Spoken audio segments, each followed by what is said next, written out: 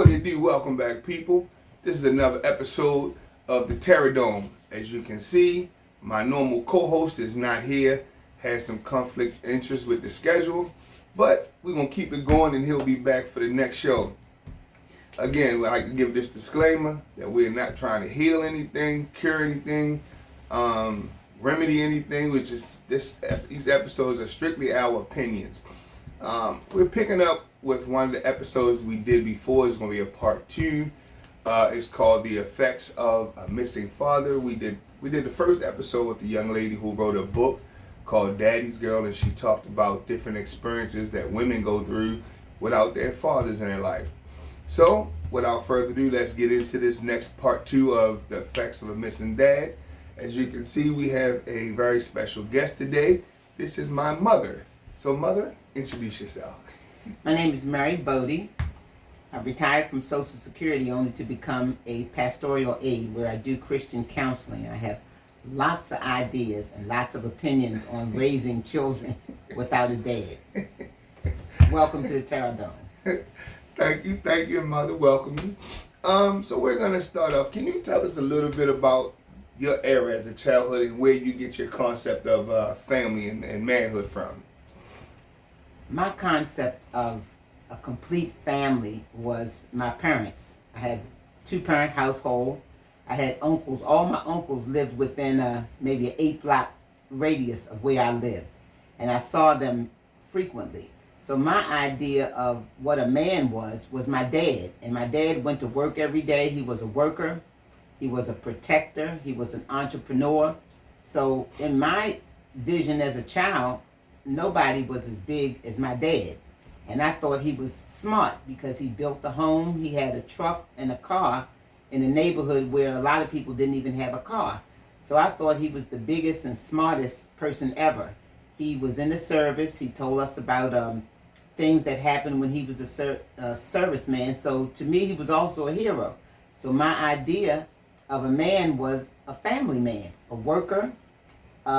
There was never, I'm sure there were some arguments in their household, but my parents made sure we never heard them. So I'm sure they argued at some point, but we were never involved in any loud talking, no cussing, no screaming. We probably had the most boring house, I thought, in the neighborhood because nothing ever went on in our house. My father went to work. He came home. If he had a cold, he used Granddad tea and lemon.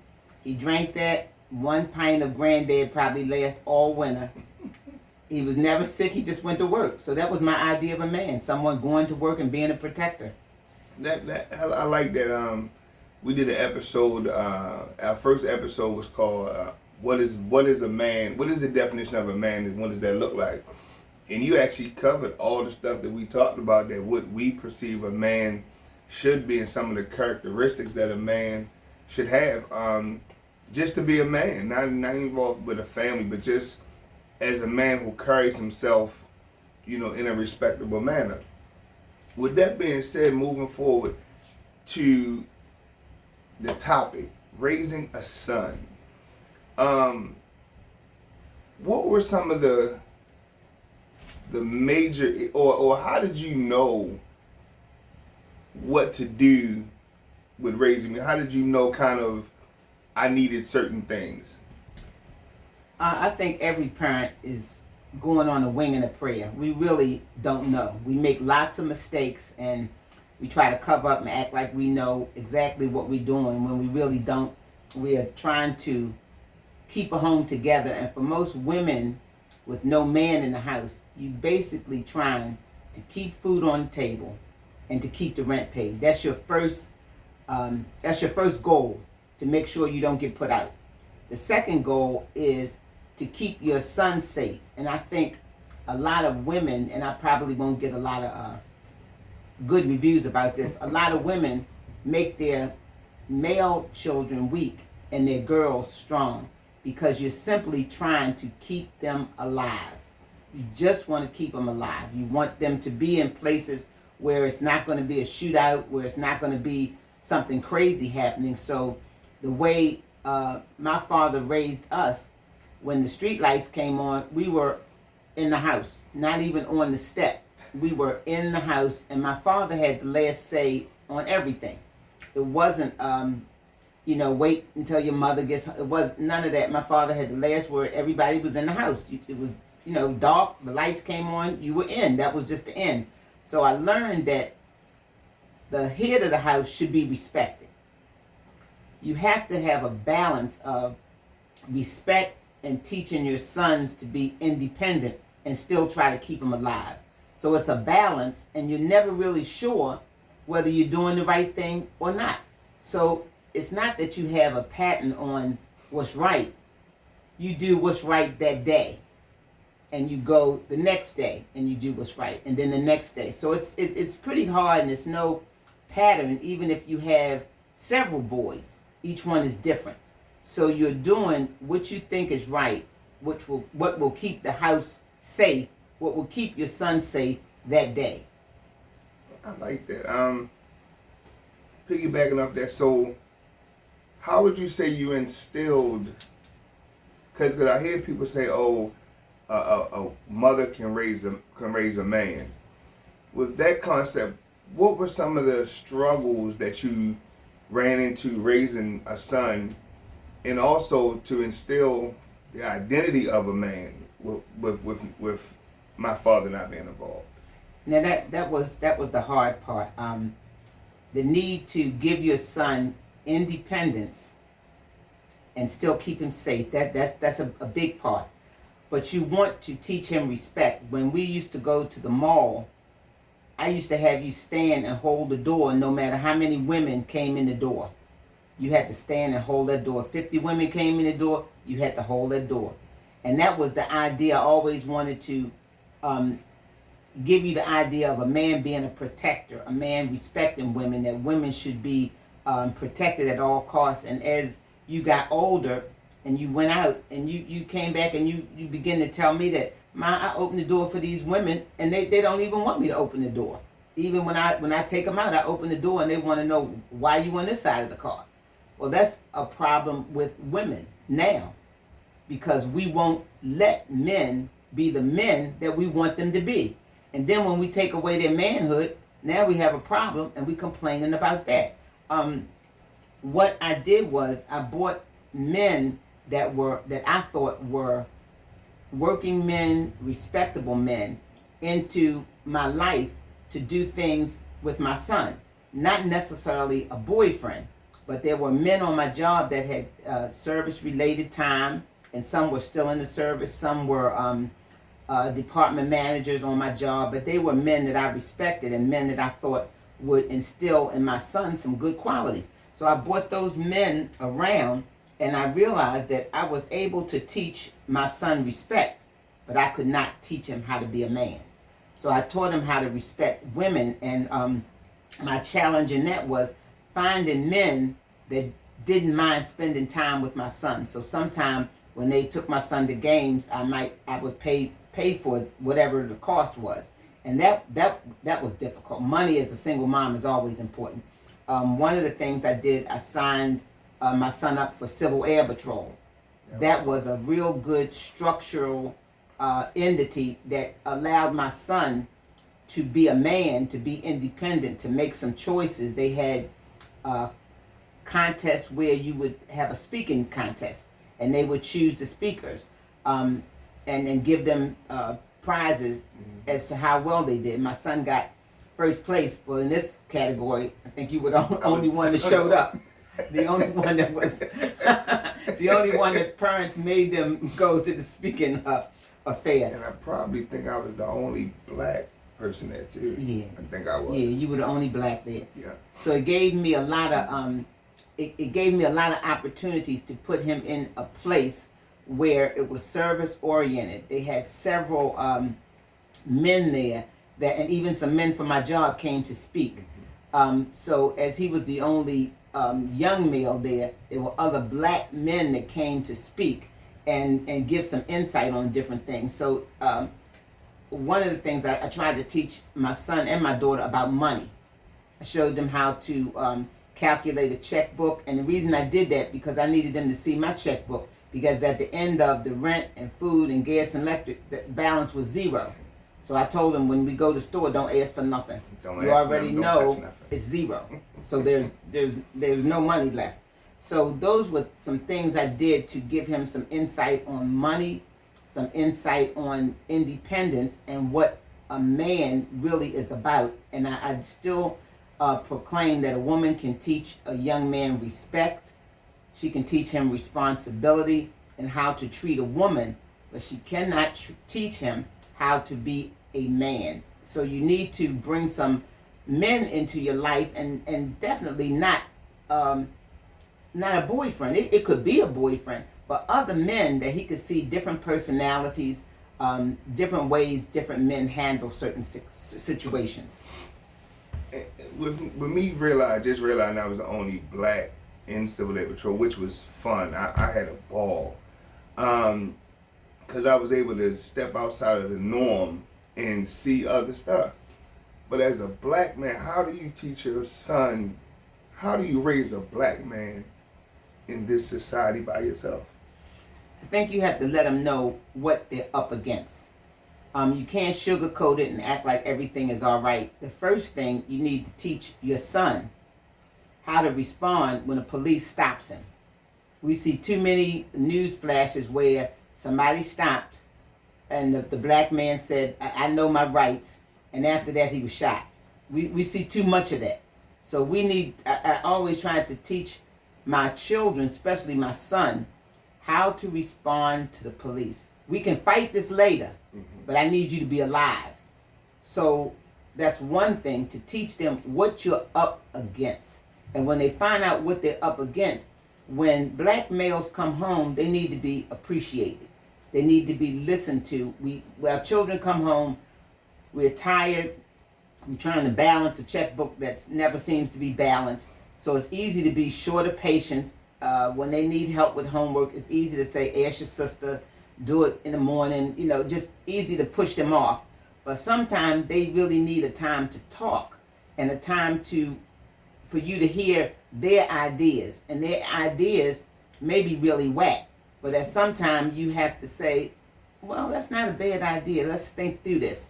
But if we keep knocking down every idea, every conversation, every action they have, they learn that my opinion, my ideas are not even worth speaking about. They learn how to be violent when we are violent. Now, I was with everybody else. You got a beating. I didn't know about time. I didn't know about timeout. I didn't really understand what the timeout was. All the timeout from what? Let's just get beaten, get this over with, and then you'll learn. And maybe that wasn't a good idea, but I'm 72. That's all I knew. And a lot of times with women in my bracket, we discipline harshly because we didn't want the police to discipline them unto death. So a lot of mistakes that we made really revolved around keeping our male child safe. But what I think is a good thing, you have to hear your son. You have to make activities where he can be a leader and not always following his mother or following a group. You have to show him how he can be the leader. You have to ask his opinion, and definitely make him aware of some sports so he can learn good sportsmanship and what it is to lose. Yeah. Growing up, you never talked bad about my dad. Why not? I wanted to say a lot of bad things. But I think I was complaining to my mother, and she told me to never speak ill of your dad. She told me to never ever speak ill of him, which, until I was about maybe 40, 45, I thought my mother was just too soft, and I didn't know why she appeared to me to let people just run over her. But I realized as I got older, she told me one time, do you want to keep peace or do you want to be right? And she said, I should never talk ill of my children's father. And I didn't do that. I really didn't do that. It was hard. So I called all my girlfriends and I talked bad to them, who they couldn't help me anyway. But those were the people that I talked to. But I learned that as my children got older, they would develop their own opinion about their dad, because at one time I married him. So at one time I thought he was a pretty decent guy. So just because my opinion, my feelings changed, was no point in putting that on my children. But I didn't learn that on my own. I learned that because that's what my mother said. And I tried to go by that. And even when I thought he may put you in positions where you weren't safe, I put my children in a position where they could be watched over by their uncle and aunt. So when they spend time with their father, they were really spending time with other protectors, because their uncle was a protector as well. So they could spend time with their dad, and they have good memories, they have funny memories, they have bad memories of things that happened with their dad, but it was strictly with their dad and without me. So I think it's a good thing for mothers to allow their male children to have some kind of time with their dad, because we have to think about, at one time we were with these men. So we can't paint a bad light on the man that we chose before the child even got here. Yeah, I like that. So I do appreciate you pushing that relationship with me and my dad. Moving forward, if you was to be able to talk to some men and say, hey, y'all not in y'all kids' life, what would that advice be? I would be to start with the mother, and you might have to start with an intermediate person. You might have to start with a referee, because the first thing a lot of women are going to go to, I don't have child support, you're not going to see the dad. Well, it's a lot of situations why you might not get child support, and that's a whole nother topic. But you have to talk to the mother to let her know that I know that I'm not doing the child support. This is the reason why, but I want to be in my son's life. And you have to give the mother reasons why you need to be in your son's life, why you need to pour some things into his life, and not be called when the child gets put out of school. When the child gets suspended, then you call and say, you need to go up to the school and see about your child. Well, something has happened that may not have happened if the father had a chance to be in that child's life. So I think the first thing is to sit down and talk to the mother and let them know, I want to be in my son's life. What will you allow me to do? They'll give a whole list of, don't take him here, don't take him over your girlfriend's house, but you might have to sit through that. You might have to sit through that. And, okay, you might even have to sit with a pencil and paper. No taking them here, no taking them there. The woman has to be heard. She has to be heard. And you have to not rebut everything she says. You have to hear everything. Sooner or later, she's going to pour out something that happened 10 years ago. She don't want it to happen again. Something that happened 15 years ago. She don't want it to happen again.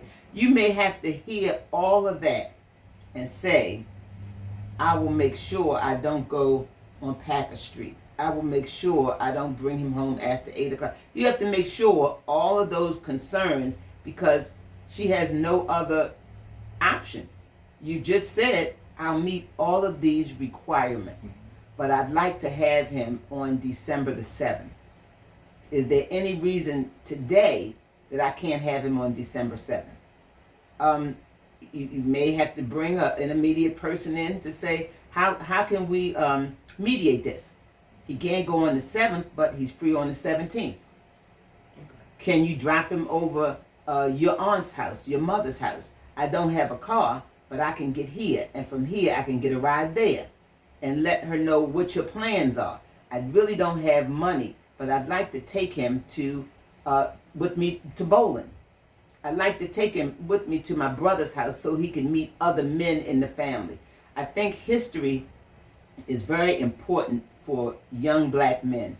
They don't know where they came from. They don't know that there were heroes in their family. My sister wrote a book detailing the history of my father in the service. He was on a ship, SS Gambia Bay. That ship went down, and my father was in the water for 3 days. we could all tell that story because he told it to us over and over and over again. We were sick of hearing it. We didn't think it was really important until he died. Yeah. And we realized this man was in the water 3 days and 3 nights. And he said his prayer was, Lord, let me get home. I have children to raise. That's stuck in our mind. He's in the water. He told us about Japanese PT boats riding by, and they were supposed to be shooting survivors.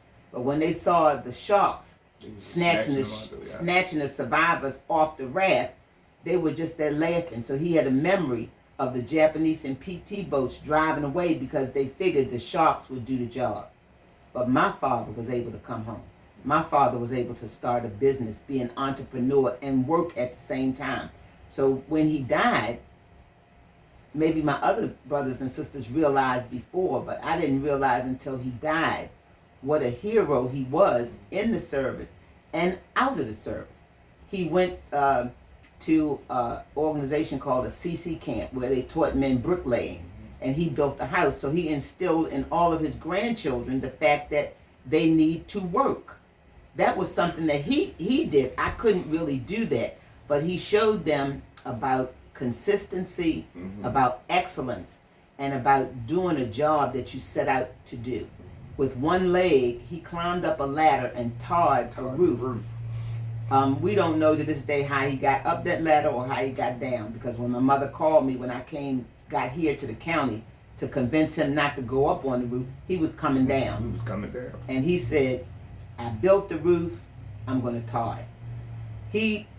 That lesson that he taught my son and my daughter and other grandchildren, I couldn't have accomplished that.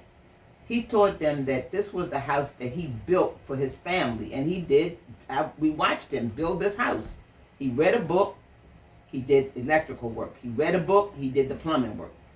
He got one permit, and he started on another project. So I think the thing in getting back to the original question, helping men to be a part of their children's life, is to start with the mother and tell the mother, you have stories to tell them about your grandparents so they will know who they are.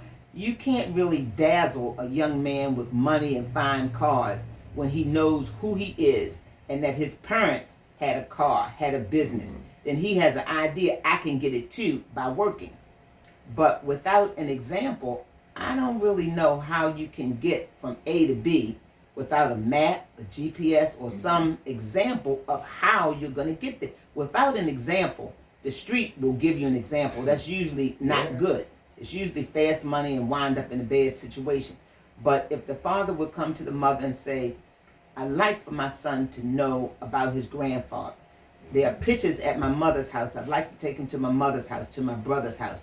I'd like to show my son how my cousin got to be a fireman and moved from a fireman to an arson inspector, to go through one job to another job, always at a higher level. But you have to start with talking to the mother, letting her know her son is going to be safe, and you're going to give him something to uplift him. So for the sons who don't have a relationship with their fathers, what advice would you give them? I would tell them you have to find a male. You have to. Church is a good place, but church is a little one-sided if they don't have sports. Church is not an outlet for a young man to say the wrong thing, to say what's really on his mind. It's not a bad place, but you need a wider variety of experiences. So I think it's good to find Civil Air Patrol, and even Boy Scouts or some type of entity in sports where they could learn teamwork and they can learn independence. And then even with that, you have to teach your son a sense of self, that even though somebody befriends you, it doesn't give them the right to touch you, doesn't give them the right to try to convince you to do what they want you to do. You have to give them a sense of questioning. Well, I don't really want to do this. I don't really think this is a good thing. Let me talk it over with my family. You have to give them that freedom and that understanding that they know they can make a choice. But if you don't put them in a place where they can make a choice, they're never able to make a good decision because they've never really had a choice. So I think the good thing is we had recreation centers in the neighborhood. Around the corner, a block from us, we lived in a street called Iceland Street. It's across from the stadium. Around the corner was Washington Boulevard. And we had a recreation center on Washington Boulevard. And the director of the recreation center, his name was Mr. Gross. He wasn't related to us. Our name was Gross. He wasn't related. But every night when we left there, he would walk us around Washington Boulevard, around to Iceland Street, and stand on the corner until we got on that step to make sure we got in the house. Now, he didn't do everybody like that. We were blessed, but everybody knew how my father was about his children.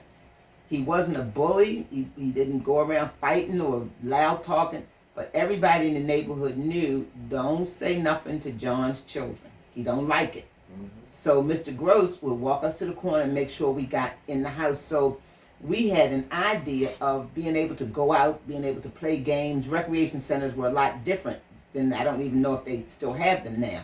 But you have to, the mother has to do some research. You have to find out, is there a ROTC at your child's school, maybe at another school. Mm-hmm. You have to find out where there are sports, and then you got to meet the coach. You got to talk to the parents to find out something about the coach, who's following this team. And then sometimes you have to show up at the games, and that's a good opportunity for you to bring the child's dad in or the child's uncle. Maybe the child's uncle or father is out of the picture completely. Maybe he's incarcerated. Maybe you can let your child write him letters. Maybe he's out of the picture. He don't want to be in the picture. Maybe he's just around, but never around your son. Find another man. Find an uncle. Find a grandfather. There are two sets of family members, so you have people to choose from. So you can choose the man that you think will best fit your son's protection. But you have to be involved. You can't send him over Aunt Sally's house and you don't know what's going on over there. You need to make yourself available and make yourself knowledgeable of what's happening, because it may not be the father, but it may be a father figure. Maybe you have a godson.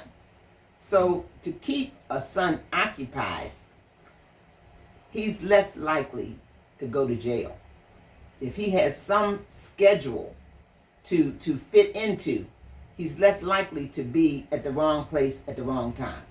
So you have a car, or if you don't have a car, you teach your son how to travel by bus. But you need that male influence, either someone from your job, somebody from the family, and more likely between the two families, you've got to find at least one or two males that's willing once a month to give your son some attention. Maybe from your family, a male once a month, from the father's family once a month.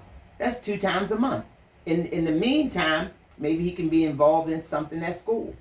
If it's nothing at school, find another school. Find something that he can do that will show him how to be competitive, how to be his best, and how to react when he loses. I like all those ideas. So it sounds like the major issues of raising a son is basically teaching him teaching him self-respect, how to respect people. But in order for all that to make sense, you're saying you need basically a strong man to emulate what you're telling your son, so it can sink in. And I think that's a major thing that a lot of men don't understand, is, like you said, they play a major part in their son's life that the mother can't fill. And I think we need to do better. Yeah, I think women need to do better as well. And it's like I said, I'm not going to win a lot of friends and influence a lot of people on this one, but I think a lot of women steal their son's manhood before he can get on a solid ground. If you have a lot of people coming in and out of your house, they get the idea that women can be treated any kind of way. If you have someone living in your home, or someone that's a boyfriend, that every time you turn around, you're being cussed out, you're being hit, you're being disrespected, and then they continue to come there, you're showing your son, this is how a woman should be treated. This is how I should treat people. So you have to look at who you're dealing with and look at, is this a good picture for my son. And I'm not saying nobody should have a friend coming to the house. That's anybody's prerogative. You pay the rent, you're grown. But should that son see this person every time he comes over, he gets a plate, but when I come, I'm getting the leftovers. And that happens. Some women, their friend is coming at a certain time, so they're cooking all this stuff. But when the children come home from school, they get a sandwich or nothing, or what was left over from yesterday. We have to show our young men that they are appreciated. And then we have to also, assert ourselves, not assert yourself in the way of taking away the child's manhood. But right now, I'm your mother. I'm making the decisions for this house. I will allow you to be a part of it, but I'm the final say. But at some point, we have to let the son be the man of the house. And we have to do it in a way that he's not taking over. He's not the man of the house that he could take my keys and drive off, but he's the man of the house that he can make some decisions. So I think women have to do a lot better too. We have to stop talking down a man that at one point we thought this man was great. Then something happened, it changed our opinion. Now we dogging him out in front of the children. He may be a good father even though he may not be a good husband. He may be a good father even though he's not a provider for the family. So we have to kind of sift through. Once an older lady told me, you eat the fish and you spit the bones out. So we have to look for the good points, and certainly if you feel the father is going to take your child in a place that's dangerous, then when he comes to talk to you about taking the son, that's your concern. My concern is you taking him down to the corner where a lot of people hanging out at the corner. I'm afraid it might be a drive-by. That's your concern. So I don't have a problem you taking him out to the movies, you taking him to your aunt's house, but I do not want him on the corner. And that's a valid concern. So you have to hear those things, but I feel like women are going to have to do better too about negotiating the time spent with a father, because there's some things the father can give that the women cannot. So we need to be able to kind of have some negotiating skills, and also really know when to say no and be able to give a reason why I'm saying no. Another point I didn't bring out, if you let me expand on that. How so? I like to see the women help the young men to be entrepreneurs. We have the guys that I see standing on the corner. They are real entrepreneurs. They're willing to stand on that corner 8 hours. And if you have 6 other people standing on that corner, they can't make but so much money. So, but they're willing to stand there in their expensive sneakers on the corner. It's cold. These are the kind of men that I want in another area of being an entrepreneur. These are the faithful men, but they're going in the wrong direction. At some point, my nephew, he has his son selling snowballs in the summer. And I'm told that he just made mad money selling snowballs. They bought a snowball machine. They bought everything he needed to sell snowballs. They showed him how to keep the area clean and how to charge and how to change. And that was his business. We can give our men a sense of being in charge and not always working for somebody, but we can give them a sense of pride in what they do. And that was Kevin's son, doing very well selling snowballs. And you might think, oh, hey, that's something that a girl would do. No, that's something that somebody that makes money. Somebody who want to work for themselves. And that's a good thing to start when a young man is in his own business, doing his own business, saving his own money. I had a certain amount of money I would spend for tennis shoes. $30. And after that, my son, my daughter had to put the rest to it. They could buy, $89 was an expensive shoe at that time. So I would put $30, $35 was all I was going to spend. And they could buy whatever, but they had to get their own money. So teaching even a young man or a young woman without a dad has to be taught how to manage money and a good way to get money. When they're under 16 and they can't work, show them how to be an entrepreneur. Find something in the neighborhood that nobody else is doing. It's hard to find young men to cut grass now. Oh my goodness, you ain't kidding. But or shovel snow. Or shovel snow. But giving a child an $800 phone and no means to say, I earned this phone, they have no respect for the phone or you, really. They feel like, oh, well, you know, if I break this one, you'll just get me another one. So there's some things we can do, whether the father's in the life or not. One, find a responsible man that can help your son. Show them how to be an entrepreneur in something. They can be able to do something. And then the next thing is be able to negotiate between yourself and the dad what they can do as far as PTA or extra activities after school or something like that. Well, as always, thank you, Mother. It has been a very good show. I thank you for sharing and coming on the show.